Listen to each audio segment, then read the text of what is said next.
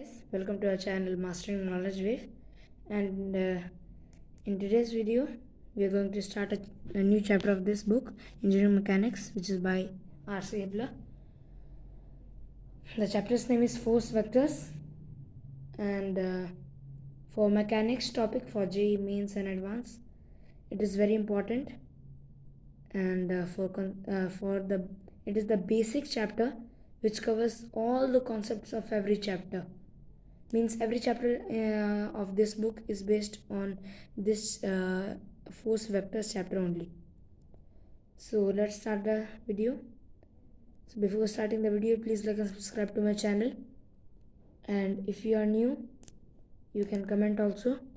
So let's start the video. So in this chapter force vectors, firstly we are going to study scalars and vectors, and some differences between the two quantities. So a scalar is any positive or negative physical quantity that can be completely specified by its magnitude, and vector is any physical quantity that requires both a magnitude and a direction for its complete description. For example, to represent a vector while writing, we represent it like this, as you can see in this figure. Here's the line of action, and here's the head of the vector and the tail, and the most important is the angle.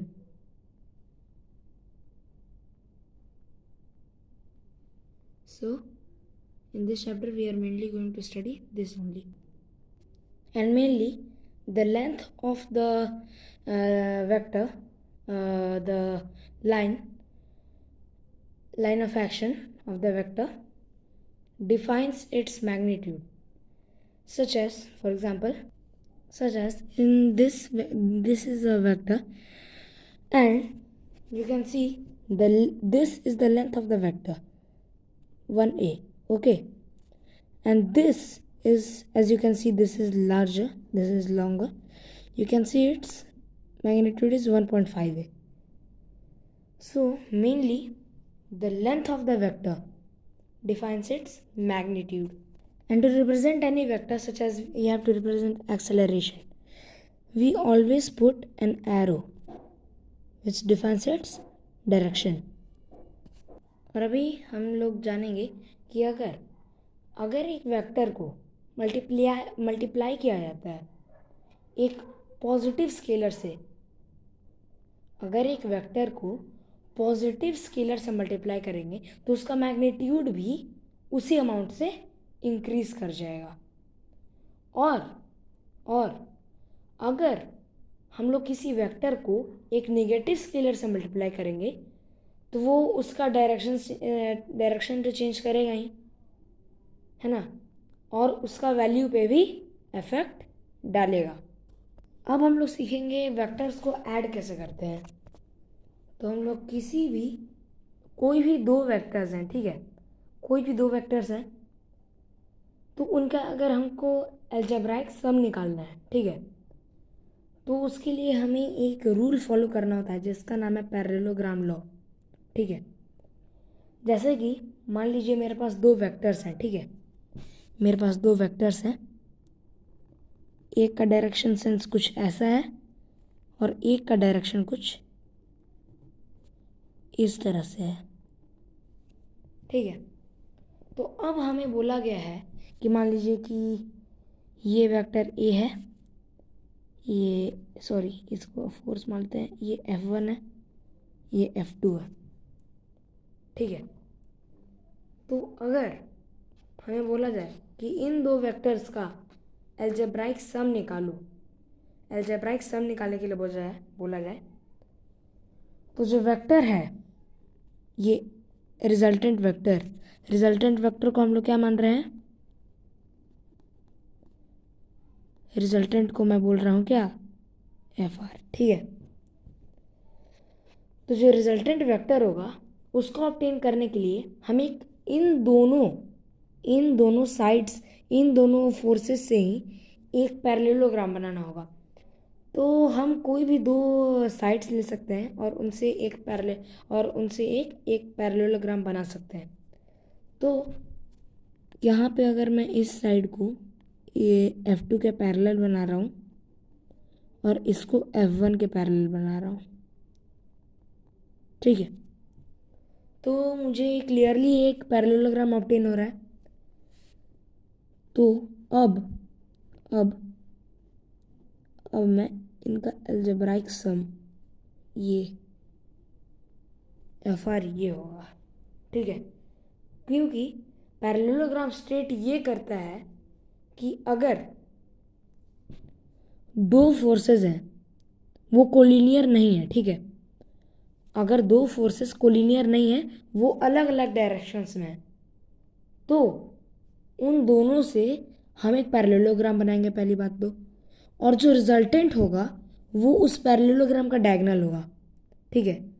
और आप देख भी सकते हैं कि जो resultant, देखिए अगर आप कोई भी सोचे भी तो दो फोर्सेस का रिजल्टेंट उन दोनों से ज़्यादा होगा, दोनों से ज़्यादा होगा। और आप क्लियरली देख सकते हैं कि मैंने जैसे पहले ही बताया कि the length of the vector represents its magnitude, तो आप देख सकते हैं इसकी लेंथ इससे भी ज़्यादा है, FR की लेंथ F1 से भी ज़्यादा है, और FR की लेंथ F2 से भी ज़्यादा है। तो क्लियरली हमें ये ऑब्टेन हो रहा है, हम ये कंक्लूड कर सकते हैं कि पैरेललोग्राम लॉ सही है। तो अब बोला जाए कि ये निकाले कैसे, अब सिर्फ डायगोनल बना के तो नहीं ना उसकी वैल्यू निकाल सकते हैं, तो उसका एक फॉर्मूला है। फॉर्मूला ये कहता है कि, अब देखिए अब एक इसमें एक बहुत इम्पोर्टेंट बात है, जैसे कि अब देखिए ये दोनों फोर्सेस हमने बना दिए, तो मैंने रिजल्टेंट का फॉर्मूला लिखा हुआ है √F1² + F2² plus -2 F1 F2 cos theta, मतलब कि ये माइनस ये पूरे ये रूट है ना, सिर्फ F1² का रूट नहीं है, नहीं तो मैं सीधा F1 ही लिख देता, ये पूरा जो इसका निकलेगा ना मैग्नीट्यूड उसका रूट है, ठीक है। तो cos थीटा यहाँ पे है क्या, थीटा को मानेंगे क्या, तो देखिए पैरेललोग्राम लॉ के हिसाब से मैंने ये दो फोर्सेस बनाए क्या, मैंने बना दिए, इन दोनों के बीच का जो एंगल बनेगा ना, देखिए मैं इस एंगल या इस एंगल की बात नहीं, इन दोनों को बात कर रहा हूँ, ठीक है। जो एंगल बनेगा ना, मान लो थीटा एंगल बनेगा, ठीक है, जो एंगल थीटा बनेगा उसका जो कोसाइन होगा उसके बराबर उसको यहाँ पे हम लोग पुट करेंगे। मान लीजिए कि कॉस थीटा यहाँ पे 15 है, कॉस थीटा की वैल्यू 15 है, तो हम लोग क्या मान लेंगे, कॉस 15 से मल्टीप्लाई करेंगे -2 F1 F2 को, है ना। तो ऐसे ही हम लोग किसी भी दो फोर्स वेक्टर्स का अलजेब्राइक सम निकालते हैं, ठीक है। तो इस पैरेललोग्राम लॉ को हम लोग कोसाइन लॉ भी बोलते हैं, क्योंकि इसमें हमने कोसाइन को यूज़ किया है, ठीक है। और एक और लॉ है जिसका नाम है साइन लॉ, ठीक है, वो है साइन लॉ। तो साइन लॉ में मान लीजिए हमारे पास दो फोर्सेस हैं, ठीक है, ए और बी दो वेक्टर्स हैं या फोर्सेस जो मानिए, और उनका रिजल्टेंट सी है, ठीक है, ये कैपिटल सी है, ये स्मॉल सी है, ठीक है, ये कैपिटल सी इनका रिजल्टेंट है। और तब उनका एक ट्रायंगल फॉर्म हो रहा है, और ये वो तीनों एंगल्स हैं, सी के ऑपोजिट में सी एंगल, ए के ऑपोजिट में ए एंगल और बी के ऑपोजिट में बी एंगल, ठीक है, बन रहा है। तो साइन लॉ ये स्टेट करता है कि, तो पैरेललोग्राम लॉ ये साइन लॉ ये स्टेट करता है कि A by sine of A, the sine of angle A equals the vector B by sine of angle B equals the vector C by sine of angle C. तो हमें इसमें तीन relation मिल गए। तो अगर कोई दो फोर्स दिए रहें तो दो मानिए, तीन फोर्स दिए रहें तो तीन मानिए, आपका जैसा मन। तो उसमें उसके हिसाब से हमें यूज़ करना होता है, कंडीशन के हिसाब से हमें ये फार्मूलाज लगाने होते हैं। और ये दो बहुत इंपॉर्टेंट फार्मूला है, जो बहुत सारे एग्जाम्पल्स न्यूमेरिकल्स में आगे काम आएंगे अभी। तो चलिए एक न्यूमेरिकल बनाते हैं। तो इस क्वेश्चन में बोला गया है कि दो फोर्सेस हैं F1 और F2, ठीक है। तो ये F1 है, ये F2 है। F1 की वैल्यू 100 न्यूटन, F2 की 150 न्यूटन। एंगल सारे बने हुए हैं। Determine the magnitude and angle of the resultant Fr। ठीक है, तो पहली बात, रिजल्टेंट हमें ये दिख रहा है भाई, तो हम पहले ये एंगल निकालेंगे। ये 90 डिग्री होगा एक्स वाई कॉम्पोनेंट से। 15 10 कितना होता है 25, और ये 90 माइनस 25 ये 65 होगा, 65 डिग्री हो गया। ठीक है, इस एंगल को हम लोग क्या मान लेते हैं, इस एंगल को थीटा मान लेते हैं। ठीक है, इस एंगल को हम लोग थीटा मान लेते हैं। और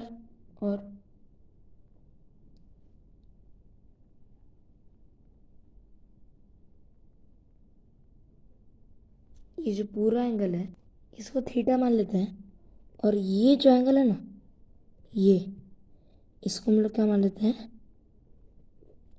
फाई मान लेते हैं। इस एंगल को फाई मान लेते हैं। तो अब बोला गया है एंगल मैग्नीट्यूड निकालना है, रिजल्टेंट निकालना है, और डायरेक्शन भी पता करना है। तो इसमें हमारे जो दोनों लॉस थे वो दोनों अप्लाई होंगे। देखिए कैसे। सबसे पहले इसमें ये बनेगा कैसे, ये देखिए। इसमें बोला गया है कि इसकी वैल्यू निकालनी है, रिजल्टेंट। तो अभी हम लोग पैरेललोग्राम लगा सकते हैं क्या, एफ आर का मैग्नीट्यूड निकालने के लिए लगा सकते हैं। ठीक है, तो इसमें रूट कितना होगा 100 न्यूटन। F1 कितना 100 का स्क्वायर प्लस F2 150 उसका square minus 2 into 100 into 150 into cos किसका, कॉस जो बीच में एंगल बन रहा है। एंगल क्या बन रहा है, इन दोनों फोर्सेस के बीच में एंगल कितना बन रहा है, देखो दिख रहा है, दिख रहा है क्या, 115 बन रहा है। इन दोनों फोर्सेस के बीच में जो एंगल बन रहा है 115, 115 निकल गया। तो 115 कॉस 115। तो इसमें ये आपके लिए चैलेंज होगा कि आप ट्रिगोनोमेट्रिक टेबल्स याद रखें, या आप एक कैलकुलेटर का भी यूज़ कर सकते हैं, साइंटिफिक कैलकुलेटर का। तो क्या हो जाएगा, ये 10,000 प्लस 225 और 2 0 लग गए, माइनस 100 इंटू 150 और 30,000 इंटू कॉस 115 कितना होता है, माइनस 0.4226। तो थोड़ा कैलकुलेशन के बाद क्या निकलता है आंसर। मैं भी कैलकुलेटर का इस्तेमाल कर रहा हूँ।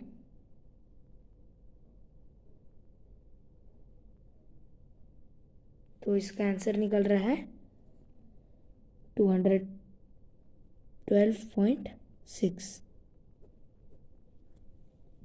तो इसको हमें सिंप्लीफाई करके हल्का सा राउंड ऑफ करके लिखना है, सॉरी 213। तो ये हो गया हमारा रिजल्टेंट फोर्स जो है उसका मैग्नीट्यूड। अब डायरेक्शन निकाला। डायरेक्शन क्या होगा, डायरेक्शन क्या होगा, डायरेक्शन फाई, ये होगा ना। अरे भाई ये रिजल्टेंट दिख रहा है, फाई होगा जो होगा। अब देखो फाई की वैल्यू कैसे निकालें। अब इसमें सबसे पहले फाई निकालने के लिए दिख रहा है आपको, हमें थीटा निकालना होगा, क्योंकि जो फाई की वैल्यू है, ये जो फाई है उसकी वैल्यू थीटा प्लस 15 डिग्री है। ठीक है, तो सबसे पहले लॉ ऑफ साइंस लगाते हैं। A by sine A equals B by sine B. 150 newton, कहीं भी कुछ भी लिख दो, देखना नहीं है F1 की वही वैल्यू, क्योंकि यहाँ पे हमें निकालना है ये इक्वल्स टू 212.6। यहाँ पे हम लोग एक्यूरेट वैल्यू लिखेंगे। यहाँ पे हमने राउंड ऑफ करके तो बता दिया, पर यहाँ पे हमें एक्यूरेट वैल्यू निकली होगी ताकि जो एंगल निकले उसको हम लोग थोड़ा राउंड ऑफ करके बता दें। और यहाँ पे साइन 115 साइन 115 होगा, तो साइन थीटा कितना होगा 150 ना था ऊपर 150 बाई 212.6 इंटू साइन 115। देखो ये तो कितना होगा,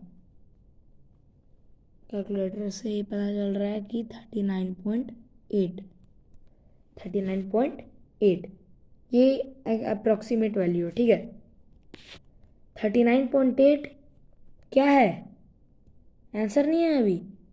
ये किसकी थी भाई, थीटा की वैल्यू थी। किसकी थी, थीटा। ठीक है, अब हमें फाई निकालना होगा।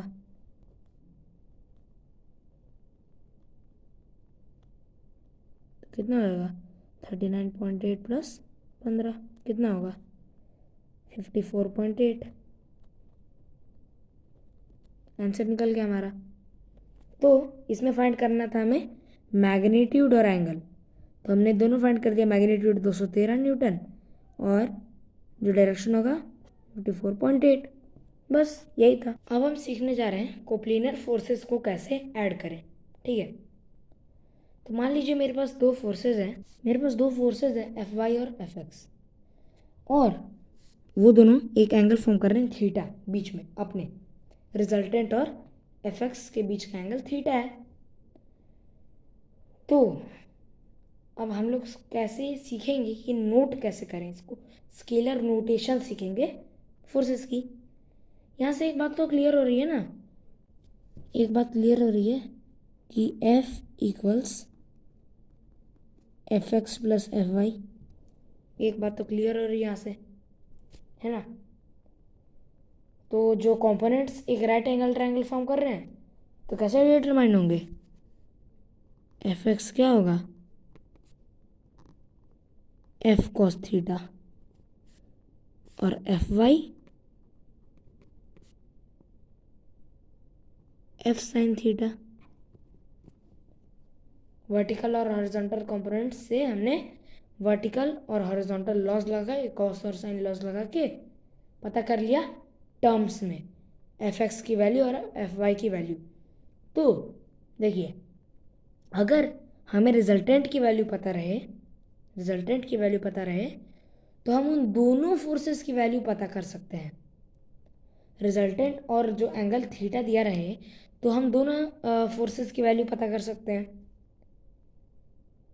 तो अब एंगल थीटा ना यूज़ करके हम एक स्लोप ट्रायंगल की मदद से भी, एक सिंपल स्लोप ट्रायंगल यहाँ से A B C slope triangle से भी निकाल सकते हैं। अब देखिए कैसे, यहाँ से एक बात तो क्लियर हो रही है ना कि F X by F equals A by C, F X by F equals A by C. तो एफ एक्स की वैल्यू क्या आ गई,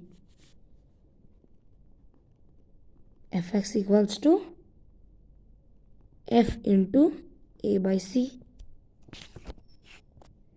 F X is equal to F into A by C. और वही F Y by F is equal to, देख लो, F Y by F equals B by C. कह सकते हैं क्या कि एफ वाई की वैल्यू क्या माइनस एफ क्यों, बी इसकी ऑपोजिट डायरेक्शन में एक्ट कर रहा है। बी एफ वाई इस तरफ है, बी तो भाई इस तरफ है भाई। तो इस तरफ से एक्ट करेगा। तो -f into b by C, -f into b by C ये होगा। तो यहाँ पे y कंपोनेंट निगेटिव स्केलर है क्योंकि fy जो है वो निगेटिव y एक्सिस की तरफ डायरेक्टेड है। ये तो मैंने इसी फिगर से समझा दिया। इसकी जो फिगर है असली वाली ऐसी है कुछ, देखो बना दे रहा हूँ मैं। वही है, सेम है, बस उल्टा कर दिया उसको। ये हमारा fy है, ठीक है। ये fx उसी में ऐड कर रहा है। देखो fx निगेटिव क्यों नहीं हुआ कि fx देखो जिस डायरेक्शन था उसी डायरेक्शन में है भाई, पर fy अपने y एक्सिस के निगेटिव डायरेक्शन में एक्ट कर रहा है। तब हमने एक स्लोप ट्रायंगल कंस्ट्रक्ट किया ABC का, तब हमें ये वैल्यूज़ मिली, ठीक है। अब हम सीखने जा रहे हैं कार्टेशियन वेक्टर नोटेशन। क्या सीखने जा रहे हैं? Cartesian vector notation. अब उसमें क्या होता है कि हमारे पास यही है fy fx दोनों सेम है सब। ये वाली फिगर देखना, ये वाली फिगर से हम समझेंगे। ये मैं एक नई फिगर बना रहा हूँ। तो ये देखो, ये है हमारे पास दो फोर्सेस fy और fx, वही है। तो अब हम लोग ये भी पॉसिबल है कि हम लोग x और y कंपोनेंट्स जो है फोर्स के, उसको कार्टेशियन यूनिट वेक्टर्स i और j के टर्म्स में रिप्रेजेंट कर दें। तो उनको यूनिट वेक्टर्स इसलिए कहते हैं क्योंकि उनके पास एक डायमेंशनल मैग्नीट्यूड होता है 1 का, डायमेंशनलेस मैग्नीट्यूड होता है 1 का। ये कार्टेशियन वेक्टर्स है ना i और j, ये डायमेंशनलेस है, ठीक है। तो वो x और y एक्सेस के डायरेक्शन को डिज़ाइन कर सकते हैं। तो मैग्नीट्यूड ये जो f है ना, f हमारा रिजल्टेंट, ये हमेशा पॉजिटिव क्वांटिटी है जो पॉजिटिव स्केलर्स fx और fy से रिप्रेजेंट किया जाता है। तब हम लोग f को एक कार्टेशियन वेक्टर के फॉर्म में लिख सकते हैं। मैंने पहले ही बोला था कि f equals fx plus fy। तो यहाँ पे मैं थोड़ा सा चेंज कर रहा हूँ, चेंज नहीं वही बात है, बस डायरेक्शन में बता रहा हूँ। ये जो यूनिट वेक्टर्स ये डायरेक्शन बताते हैं। अगर मान लो कि एक ब्लॉक है, ठीक है, एक ब्लॉक है, इसका मास m1 है, फोर्स F लग रहा है इस पर, एक आदमी इस पर फोर्स F लगा रहा है। तो अगर मैं फिजिक्स के टर्म्स में बोलूँ तो वो आदमी इस पे आई डायरेक्शन में, एक्स है ना, एक्स ये होता है आई डायरेक्शन का, आई डायरेक्शन में फोर्स लगा रहा है, ठीक है। ये वाई है। और मान लो कोई फोर्स इस पे ऊपर एक्ट कर रहा है, ऊपर, तो ये जो फोर्स F है ये FI है, FI, क्योंकि ये फोर्स इस पे आई डायरेक्शन मतलब FJ जी डायरेक्शन में एक्ट कर रहा है। जैसे हम लोग नॉर्थ ईस्ट वेस्ट साउथ बोलते हैं ना, तो फोर्सेस के लिए नॉर्थ ईस्ट वेस्ट साउथ तो यही यूनिटलेस कार्टेशियन वेक्टर्स ही हैं। तो F को हम लोग क्या लिख सकते हैं? जैसे कि मैंने बताया, F को हम लोग कुछ इस तरह से लिख सकते हैं, Fx in the I direction plus Fy in the J direction, ठीक है। तो अब हम लोग सीखेंगे कि कोप्लेनर फोर्स रिजल्टेंट्स। तो देखिए कोप्लेनर फोर्स यानी कि क्या, अगर हम लोग इसमें से कोई भी दो मेथड्स जो हमने बताए, Cartesian vector notation, sine law, cosine law, जो भी, तो हम लोग रिजल्टेंट जो सेवरल कोप्लेनर फोर्सेस है एक ही प्लेन में, मान लीजिए कि ये है y एक्सिस, ये है x एक्सिस।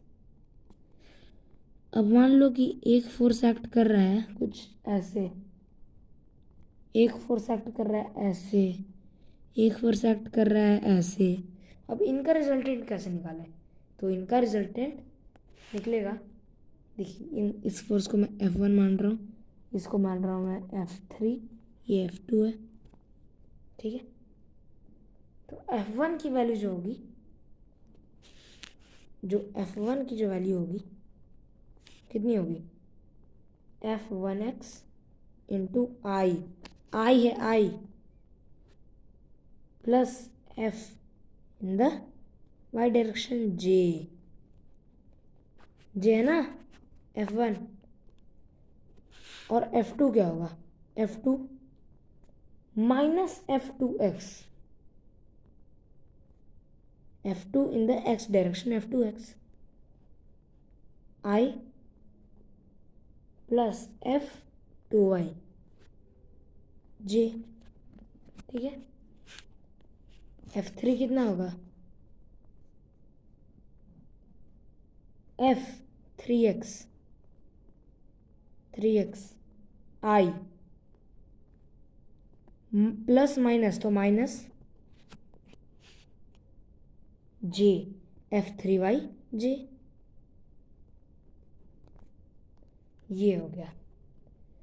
तो अब ये तीनों फोर्सेस मैंने तो पता कर लिया भाई, अब इनका रिजल्टेंट कैसे निकालें। तो अब देखिए हमें जो कुछ वैल्यूज पता थी, तो रिजल्टेंट एफ आर जो होगा, जो भी रिजल्टेंट निकलेगा एफ आर, उसकी वैल्यू क्या होगी, F1 plus F2 plus F3,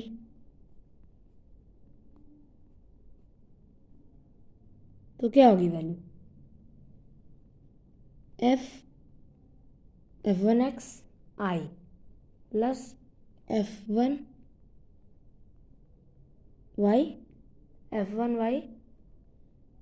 j minus F2xi plus F2yj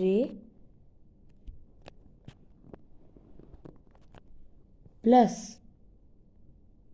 F3xi, sorry I ऊपर है, माइनस F3yj, ये रिजल्टेंट होगा, है ना। तो अब अगर हम लोग आई और जे को कॉमन ले लें तो क्या होगा, फिर ये होगा, देखो F1x माइनस F2x, है ना, F1x minus F2x plus F3x होगा, I is common, I common है भाई, plus F1y plus F of 2y minus F of 3y, ये होगा J F3y J का। तो अब देखिए F1x minus F2x plus 3x, ये हमें तीनों फोर्स का रिजल्टेंट नहीं दिखाई दे रहा, तीनों फोर्स का रिजल्टेंट दिखाई दे रहा है क्या, आई डायरेक्शन में, है ना। तो हम लोग लिख सकते हैं F of R X I plus F of R Y in J, ये होगा हमारा वेक्टर रिजल्टेंट किसका, ये कोप्लेनर फोर्सेस का, ये जो है ना ये इन कोप्लेनर फोर्सेस का। और हम लोग एक और तरीके से इसको रिप्रेजेंट कर सकते हैं, एफ आर एक्स को हम लोग क्या लिख सकते हैं,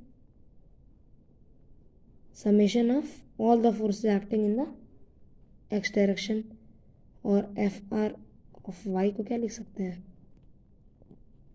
summation of all forces in the Y direction, ठीक है। तो ये भी कुछ इंपॉर्टेंट बातें थी, आप इनको नोट कर लीजिए। और एफ आर जो होगा उसको हम लोग ऐसे भी लिख सकते हैं कि root F R square x plus F R square y, ये हमारा रिजल्टेंट किसका होगा, अगर फोर्सेस रेक्टेंगुलर फॉर्म में हो, ठीक है। अब हम हम लोग एक नया टॉपिक स्टार्ट करने जा रहे हैं जिसका नाम है कार्टेशियन वेक्टर्स। हमने कार्टेशियन वेक्टर नोटेशन तो पढ़ ली, पर हम लोग स्टार्ट करेंगे कार्टेशियन वेक्टर्स। तो इसमें एक सिस्टम है right handed Cartesian vector system. तो इसमें देखिए क्या होगा, अगर मैं अपना राइट हैंड लूँ कुछ इस तरह से, देखिए ये मेरा राइट हैंड है ना, तो तब राइट हैंडेड कोऑर्डिनेट सिस्टम कहता है जो जेड डायरेक्शन में वेक्टर होगा वो इस थंब से रिप्रेजेंटेड है, वो इस ऊपर जाएगा, ठीक है, ऊपर इस तरफ। और जो एक्स है, एक्स वो इस तरफ नीचे, और वाई सीधा मेरे आर्म की तरफ, जो आर्म जिस तरफ जा रहा है, ठीक है। तो अब देखिए समझते हैं कैसे होगा। ये हमारे कार्टेशियन वेक्टर्स के डायरेक्शंस, ठीक है। तो अब हम लोग सीखेंगे rectangular components of a vector. मान लो मैं एक फोर्स ले रहा हूँ ऐसे,